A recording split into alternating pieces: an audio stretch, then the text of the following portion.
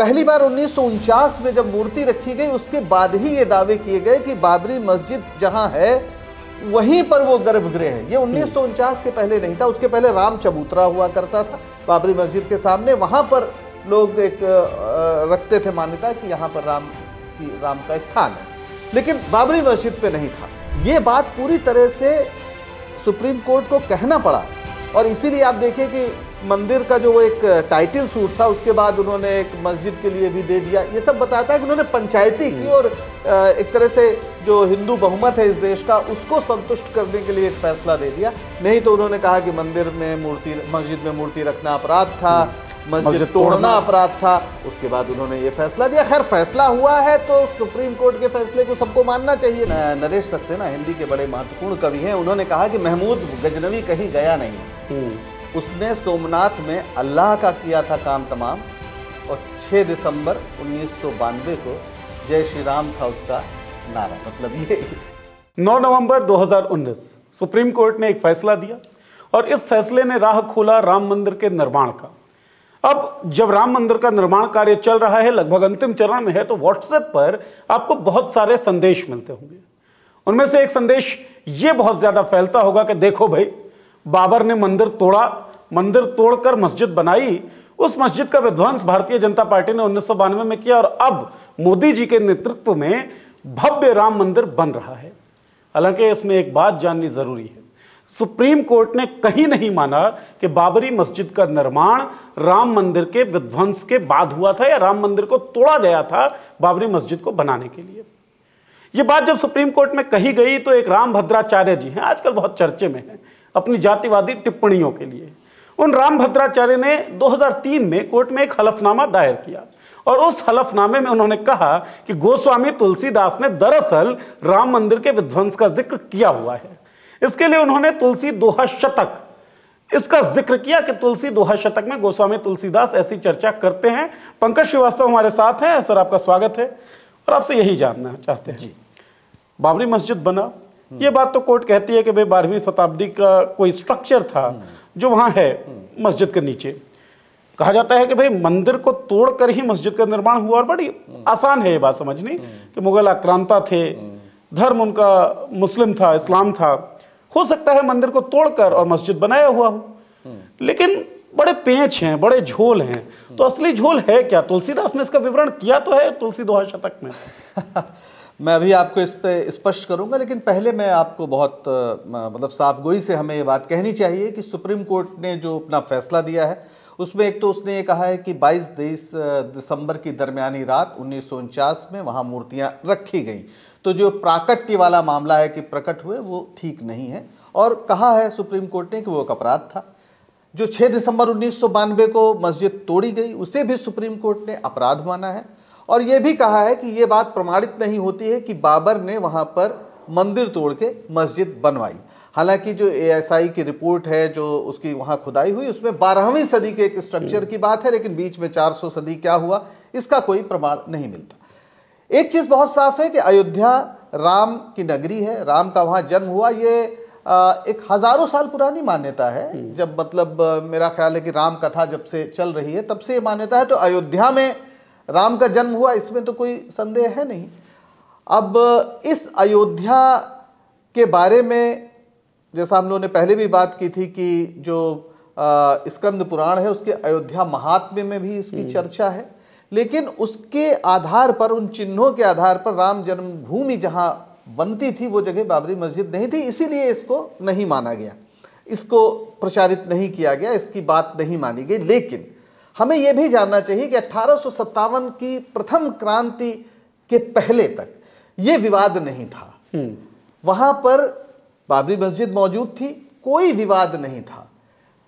जो एक बार अंग्रेजों के समय उस पर मुकदमा भी हुआ कि हमें यहाँ बनाने की इजाज़त दी जाए, वो भी बाबरी मस्जिद के बाहर एक राम चबूतरा था वहाँ पर था।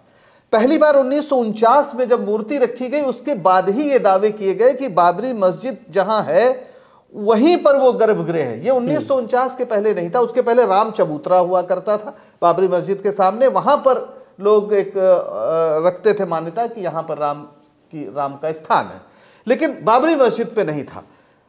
1949 के बाद ये बातें शुरू हुई। तो एक बात बार बार आई कि भाई जो तुलसीदास है वो तो अकबर के समय हुए, तो आखिर तुलसी ने बहुत कुछ लिखा है, अपने समाज के बारे में भी लिखा है, खेती न किसान को भिखारी को न भीख बली, वनिक को वनिज न चाकर को चाकरी, इस तरह की बातें भी लिखी हैं अपनी परिस्थितियों के बारे में। लेकिन अपने आराध्य का मंदिर उनके जब वो तोड़ा गया होगा तो उसके कुछ समय बाद ही उनका जन्म हुआ है। आधिकारिक रूप से 1532 कहा जाता है और बाबर की मृत्यु तो 1530 में हुई, 1526 में आया, 4 साल में मर के चला गया। और उसने अपनी वसीयत में हुमायूं को यह भी लिखा है कि अगर इस देश पे राज करना है तो आप गोमांस खाना तो दूर, गो हत्या के बारे में सोचिएगा भी नहीं। तो बाबर की तो ये वसीयत तो एक तरह से मैसेजिंग ये थी कि भाई आप धार्मिक चीजों को ना छेड़ो। हाँ, ये था। लेकिन बहरहाल ये जब कहा गया कि भाई उन्होंने तो नहीं लिखा, और उल्टा उन्होंने यहां तक लिखा है कि मांग के खाइबो मसीज में सोइबो। जब उन पर हमले हुए कि तुमने अवधि में क्यों मानस लिखा, क्यों नहीं संस्कृत में लिखा, तो उन्होंने कहा कि कोई की बेटी से बेटा न ब्याहब, लेव का एक न देव को देवो, मांग के खाइबो मसीज में सोइबो। ये बात उन्होंने कही। यानी उनके दिल में कोई बात नहीं थी, मस्जिद में सोकर भी वो राम का एक तरह से गुणगान कर सकते थे। तब जब ये सवाल उठा और ये बात लगातार हो रही थी कि भाई तुलसीदास ने कहीं लिखा, तो 2003 की बात है, ये 15 जुलाई 2003 को राम भद्राचार्य जिनका आपने जिक्र किया, उन्होंने इलाहाबाद हाई कोर्ट के लखनऊ पीठ में जहां ये मुकदमा चल रहा था वहां एक हलफनामा दिया और उन्होंने कहा कि ये तुलसी दोहा शतक में ये सब लिखा हुआ है। उन्होंने कुछ उसमें दोहे हैं, बाबर बरबर आई के कर लीन हो करवाल, हरे पचारी पचारी जन तुलसी काल कराल।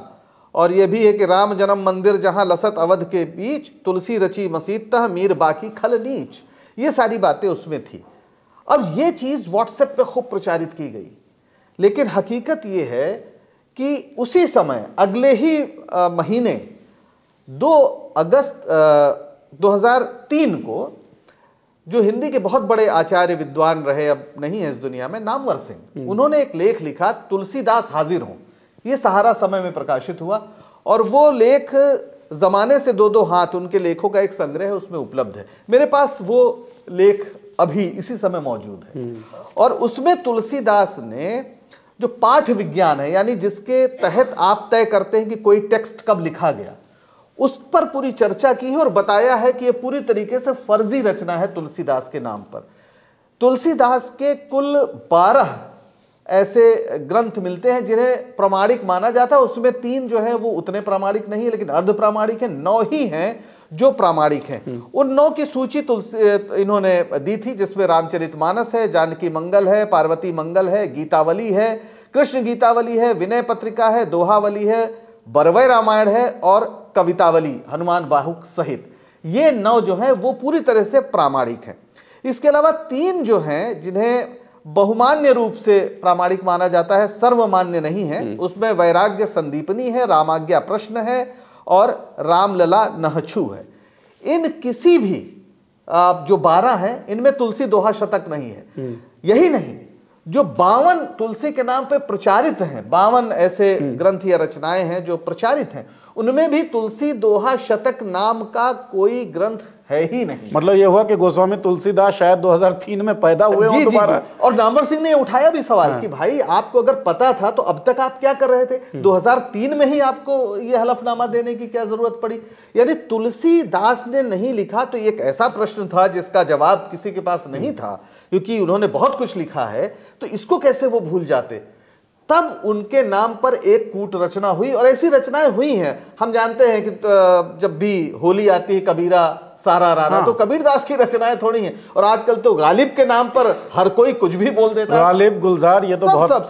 तो तुलसीदास के नाम पर भी बहुत सी ऐसी रचनाएं, बल्कि हजारी प्रसाद द्विवेदी का एक लेख भी है जिसमें उन्होंने कहा है कि आजकल तुलसी के बहुत से रिश्तेदार पैदा हो गए हैं और वो जोड़ते हैं अपने को और कोई डायरी और किसी के आधार पर 10 चीजें सामने रखते हैं। और ये बहुत ही मतलब एक गलत परंपरा उन्होंने कही है और इससे काफी नुकसान होता है। जो तुलसी पे शोध करते हैं उनका मार्ग कंटकाकीर्ण होता है। ये शब्द हजारी प्रसाद द्विवेदी। लेकिन मेरा एक सवाल है पंकज जी, क्योंकि राम भद्राचार्य कोई नॉर्मल व्यक्ति तो है नहीं, भाषाविद हैं, ज्ञान है, है ना, समझ है। तो इस तरह की चीज उन्होंने की कि तुलसी दोहा शतक लिखते हैं जिसकी कहीं पे प्रामाणिकता है नहीं, लिस्ट में कहीं पे उसका नाम नहीं है, तो ये बात तो तय था कि भाई कभी ना कभी तो ये सच सामने आ ही जाएगा। तो किस चीज ने उन्हें पावर दी होगी, नहीं यार कर लो, और वो कोर्ट में हलफनामा। देखिए, पहली बात तो आपने रामभद्राचार्य के लिए जो विशेषण इस्तेमाल किए हैं वो आपकी श्रद्धा है, मेरी नहीं है। क्योंकि ज्ञान, भाषाविद होना, ये सब तो अभी हमने देखा है कि जिस तरह के शब्दों का उन्होंने इस्तेमाल किया, मतलब जो वैसे अस्पृश्य या दलित जातियों के संबंध में, वो कथावाचक हैं, कथावाचक के रूप में उनका सम्मान है। लेकिन हमें ये नहीं, जगत गुरु रामानंदाचार्य, अब जगत गुरु की उपाधि कैसे कहाँ मिलती है मैं उस पर कोई टिप्पणी नहीं करना चाहूंगा। लेकिन तुलसीदास के अगर मानस के वो मर्मज्ञ हैं तो तुलसी ने बड़ी बुनियादी बात कही है। वो ये कही है, जहां उन्होंने धर्म की परिभाषा दी है, परहित सरस धर्म नहीं भाई, पर पीड़ा सब नहीं अधमाई। और वो जिस तरह की भाषा उन्होंने अभी इस्तेमाल की है वो तो बताता है कि धर्म का मर्म कितना वो जानते हैं। वो कथावाचक हैं, अच्छी बात है, और उसमें किसी को कोई आपत्ति नहीं होनी चाहिए। लेकिन जिस तरह वो चतुर्वर्ण व्यवस्था को लेकर, वर्ण व्यवस्था को लेकर इस युग में जैसी बातें करते हैं वो बहुत उसमें आपत्तिजनक भी है। लेकिन हमारा विषय चूंकि है ये कि भाई आप प्रमाणित करने के लिए कितना झूठ आप प्रचारित करेंगे। जैसे कि मैंने कहा कि वहां पर आप प्राकट्योत्सव मनाया जाता है, जबकि हम जानते हैं कि बाकायदा FIR सिपाही माता प्रसाद या माता दीन की ओर से बाकायदा वो दर्ज कराई गई कि वहां पर कैसे अभिराम दास वगैरह ने घुसकर वहां पे मूर्तियां रखी। वो पूरी कथा है, उसको कोई नकार नहीं सकता। और सुप्रीम कोर्ट ने उसी के आधार पर ये पूरा मुकदमा लड़ा, यानी जो कानूनी लड़ाई है वो तो वहां पर जबरदस्ती घुस के मूर्ति रखने की वजह से ही हुआ, जिसकी वजह से आज तक चला आ रहा है। तो ये बात पूरी तरह से सुप्रीम कोर्ट को कहना पड़ा। और इसीलिए आप देखिए कि मंदिर का जो वो एक टाइटल सूट था उसके बाद उन्होंने एक मस्जिद के लिए भी दे दिया। ये सब बताता है कि उन्होंने पंचायती की और एक तरह से जो हिंदू बहुमत है इस देश का उसको संतुष्ट करने के लिए एक फैसला दे दिया। नहीं तो उन्होंने कहा कि मंदिर में मूर्ति, मस्जिद में मूर्ति रखना अपराध था, मस्जिद तोड़ना अपराध था। उसके बाद उन्होंने ये फैसला दिया। खैर, फैसला हुआ है तो सुप्रीम कोर्ट के फैसले को सबको मानना चाहिए किसी लोकतांत्रिक समाज में। इसलिए मंदिर बन रहा है सुप्रीम कोर्ट के आदेश से, उसमें किसी को कोई आपत्ति है भी नहीं। लेकिन इसके साथ जिस तरह से बाढ़ आती है दुष्प्रचार की, जैसा मैंने बताया, ये सारे दोहे जिस पर हम लोग जिक्र करें व्हाट्सएप पे खूब प्रचारित होते हैं, हमारे पास भी आए होंगे, आपके पास भी आए होंगे, ये बताने के लिए कि देखिए कितना वो हुआ। ऐसा नहीं है। राम के बारे में, राम को विष्णु का अवतार माना जाता रहा है, विष्णु के मंदिर इस देश में बहुत रहे, लेकिन राम के मंदिर उस तरह बनाने की या उसके पूजन की परंपरा प्राचीन काल में नहीं रही है। ये सब मध्ययुग की ही बात है। खुद तुलसीदास ने रामलीलाओं का आयोजन करना शुरू किया, उसके पहले रामलीला नहीं होती। तुलसीदास के जीवन में ही और उनके प्रेरणा से रामलीला होना शुरू हुआ। सबसे पहले काशी में रामलीला हुई। तो इस तरीके से राम एक उनकी कथा, एक तो उसमें बहुत त्याग की बात है, अपने पिता को दिए हुए वचन के लिए एक अपना राजपाट छोड़कर जंगल चले जाना, फिर सीता का अपहरण होता है, सीता के अपहरण के बाद वो किस तरह से लोगों को संगठित करके रावण से लड़ते हैं और मर्यादा की स्थापना करते हैं, उसको लेकर जाहिर है कि समाज में उनके प्रति बहुत आस्था मतलब यह है कि राम जिनकी जिंदगी संदेश देती है सच्चाई की या त्याग की या ईमानदारी का, शील की, सबसे बड़ी शील की, उन सबका हनन हो रहा है। हाँ, है ना। झूठ का प्रोपेगेंडा लगातार फैल रहा है। भय प्रकट कृपाला, सबसे पहला झूठ तो यही कि 1949 में प्रकट हो गए थे रामलला। उसके बाद तुलसी दोहा शतक में तमाम झूठ ये साबित करने की कोशिश की गोस्वामी तुलसीदास ने मंदिर के ध्वंस की कहानी कही है या उसके बारे में बात की है, ये झूठ आया। अच्छा, एक बात आप मुझे बताएं कि रामभद्राचार्य हो सकता है अपने आस्था के कारण या फिर कुटिलता के कारण या किसी राजनीतिक लोभ के कारण इस तरह की चतुराई, चालाकी या दुस्साहस करते हैं, मान लीजिए।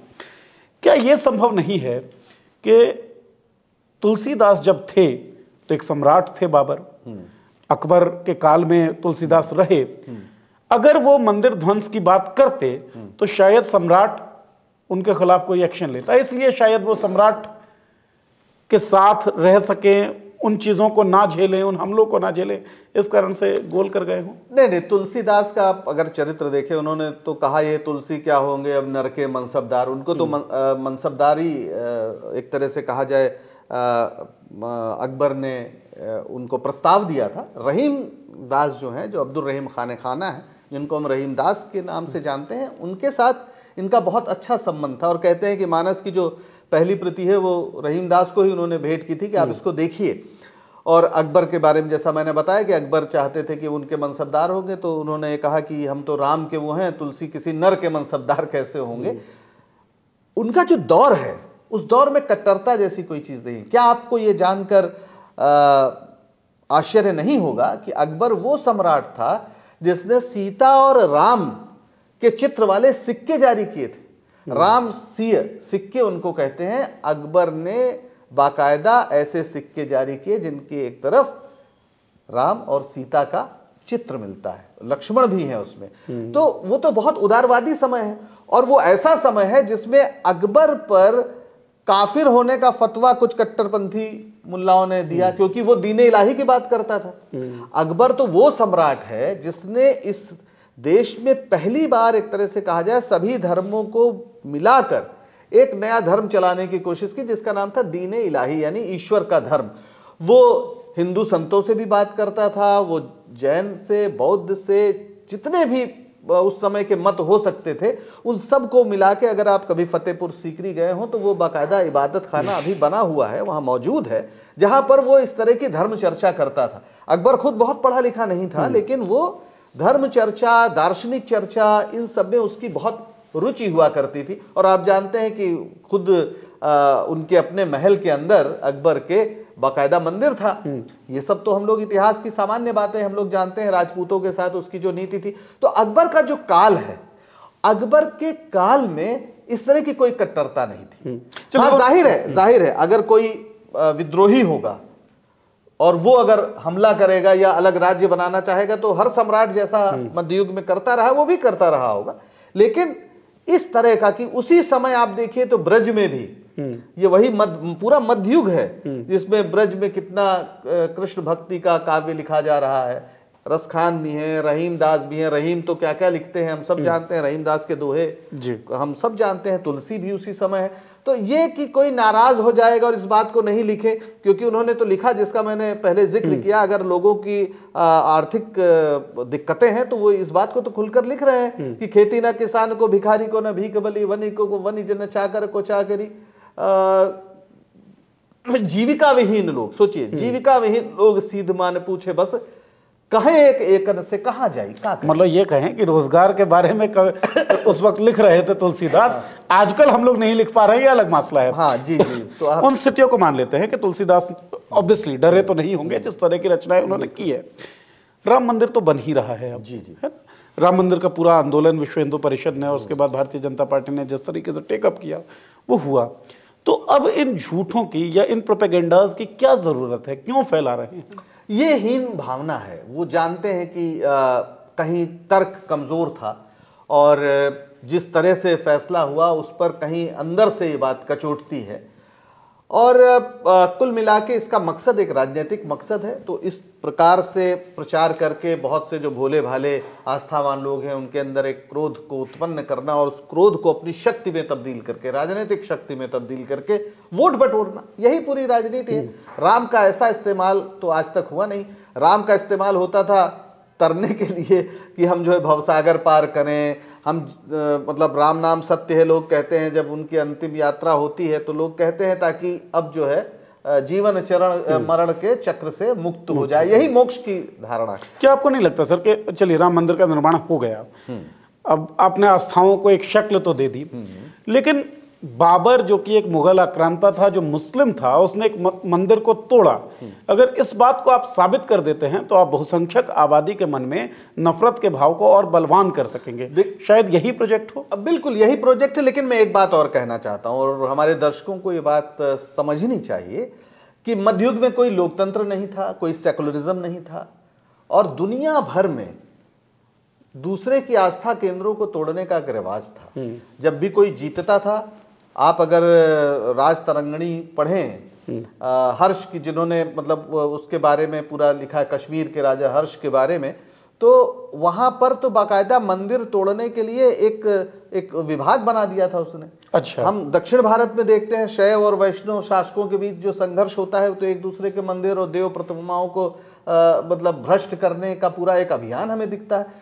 तो जो भी हमारा विरोधी है, उस विरोधी के दर्प और उसके गर्व के जो भाव हैं उसका ध्वंस करना उस दौर में एक सामान्य बात थी। जैसे औरंगजेब ने, ये बिल्कुल सही है कि उसने कुछ मंदिर भी तोड़े, कई मंदिरों को उसने, चित्रकूट है या फिर आसाम का एक वहाँ का मंदिर है, उसको उन्होंने, कामाख्या का मंदिर, वहां पे दान भी दिया, उनको 24 घंटे घी के दिए जले, इसके लिए जागीरें प्रदान की, लेकिन तोड़ा भी। और सिर्फ मंदिर नहीं तोड़ा, उसने जामा मस्जिद गोलकुंडा का था वो भी तोड़ दिया औरंगजेब ने, चूंकि वहां का जो नवाब, गोलकुंडा का जो नवाब था वो इनके खिलाफ था। तो जब संघर्ष होता है तो तोड़ते हैं। मराठे जब संघर्ष कर रहे थे तो आप देखें तो वहां के जो मठ हैं, उन मठों की रक्षा टीपू सुल्तान कर रहा है और मराठे हमला कर रहे हैं, तो ये भी है। तो मध्य युग में हम आज की कसौटियों को अगर लागू करते हैं तो वो अन्याय है, क्योंकि उस समय ये कोई ना डेमोक्रेसी थी, ना कोई कॉन्स्टिट्यूशन था, जो राजा की इच्छा थी, जो सम्राट की इच्छा थी, वही कानून होता था। तो आज अतीत में ऐसी बहुत सी गलतियां हुई हैं, बहुत सी गड़बड़ियां हुई हैं, क्योंकि आज हम एक लोकतांत्रिक व्यवस्था में रहते, हमें लगता है ये गलत है। उस दौर में लोगों को नहीं लगा गलत, क्योंकि औरंगजेब जो सबसे कट्टर माना जाता है, उसके समय हिंदू मनसबदारों की संख्या अकबर से भी ज्यादा थी। तो वो सारे आस्थावान लोग थे, ऐसा नहीं है कि उनकी आस्था कम थी, वो कम हिंदू थे, लेकिन औरंगजेब के लिए लड़ रहे थे। तो अगर उन्हें इसमें असामान्य नजर आता तो वो नहीं लड़ते, लेकिन वो लड़े। इसका मतलब है कि मध्ययुग में ऐसी बहुत सी घटनाएं हुई हैं। अगर हम उसको आधार बनाकर आज गुस्सा क्रिएट करना चाहेंगे तो भारत के भविष्य के साथ खिलवाड़ करेंगे। मतलब जैसे एक आखिरी बात मैं कह दूं, जैसे इस देश में बौद्धों के साथ बहुत अन्याय हुआ, हम इतिहास को थोड़ा और पीछे ले जाएंगे तो हमें बौद्ध विहार कहाँ गए सब? पूरा बिहार प्रदेश जिसका नाम है वो विहारों की वजह से था, विहार कहाँ गए? ये जो सारनाथ है बनारस के बगल में, इसको अंग्रेजों ने 150 साल पहले खोदा, कहाँ गए ये सब, कैसे खत्म हुए? तो अगर वो गुस्सा फिर आने लगे तो इसका तो कोई अंत नहीं है। इसलिए अगर आप, एक बात कही जाती है, अगर आप अतीत पे पिस्तौल दागोगे तो भविष्य आप पर गोले दागेगा, तोप के गोले दागेगा। अतीत में बहुत सी गलतियां हुई होंगी, क्योंकि उस समय यही तरीका था, जिसके पास शक्ति है उसके पास शासन है। आज हमारे पास लोकतंत्र है, हर व्यक्ति का वोट किसी भी दूसरे व्यक्ति से बराबर, ये एकदम नई चीज है। संविधान बनने के पहले, यानी 26 जनवरी 1950 के पहले, इस महादेश के 5000 साल के इतिहास में कोई ऐसी पुस्तक नहीं लिखी गई जिसने मनुष्य को मनुष्य से बराबर माना हो, जिसने स्त्री को पुरुष से बराबर माना हो, जिसने ब्राह्मण और शूद्र को बराबर माना हो। तो हम एक नई दुनिया में आए हैं। हम अगर इसका बदला लेने लगेंगे कि 400 साल पहले क्या हुआ, तो 500 साल पहले क्या हुआ, या फिर 1000 साल पहले क्या हुआ, तो आप तो ये भी जानते हैं कि वेद का मंत्र पढ़ने पर ऐसा भी कहा जाता है कि शूद्रों के कान में पिघला शीशा डालने की व्यवस्था रही है। तो क्या आज उसको बदला जाएगा? ऐसा नहीं है। हमें अतीत से सबक लेना चाहिए और भविष्य की ओर चलना चाहिए। जी, 500 साल पहले अगर किसी ने किसी पर अपराध किया तो उसके धार्मिक या जातीय पहचान के आधार पर आप आज उस धार्मिक या जातीय पहचान के व्यक्ति के साथ अपराध करें, यह अन्याय है, यह गलत है और आज के समाज में स्वीकार्य भी नहीं होना चाहिए। लेकिन समस्या यह है कि केवल आप अपराध का बदला नहीं ले रहे हैं, जो अपराध हुआ ही नहीं उस अपराध को क्रिएट करने के लिए, साबित करने के लिए झूठ बोल रहे हैं, प्रोपेगेंडा फैला रहे हैं। ऐसा ही प्रोपेगेंडा है कि बाबर ने मंदिर को तोड़कर मस्जिद बनवाया। यहाँ पे एक बहुत महत्वपूर्ण, मुझे अचानक 2-4 लाइनें याद आ गई। नरेश सक्सेना हिंदी के बड़े महत्वपूर्ण कवि हैं, उन्होंने कहा कि महमूद गजनवी कहीं गया नहीं, उसने सोमनाथ में अल्लाह का किया था काम तमाम, और 6 दिसंबर 1992 को जय श्री राम था उसका नारा। मतलब ये मतलब जो आक्रांता हैं, जो आक्रमणकारी हैं, जो तोड़ने वाले लोग हैं, जो विध्वंसक लोग हैं, उनका चरित्र 11वीं शताब्दी से लेकर और 21वीं शताब्दी तक बराबर ही रहता है। उन चरित्र वालों से, ऐसे चरित्र वालों से बच के रहना चाहिए। इनके फैलाए भ्रम जाल में, झूठ की दुनिया में हमको फंसना नहीं चाहिए। रामभद्राचार्य फिलहाल जातिवादी टिप्पणियों के कारण चर्चा में है, लेकिन झूठ बोलना उनकी आदत रही है, फितरत रही है, और ये फितरत आपराधिक होने के हद तक भी बढ़ी है। आप सच को सुनिए, व्हाट्सएप फॉरवर्ड्स पे ज़्यादा यकीन मत करिए। इस तरह की वीडियो, इस तरह की चर्चा हम आपके सामने लाते रहेंगे। पंकज जी, बहुत बहुत शुक्रिया। चैनल को सब्सक्राइब कर लीजिए, वीडियो को लाइक कीजिए, और कोई राय हो, टिप्पणी हो तो कमेंट बॉक्स में जरूर लिखिए।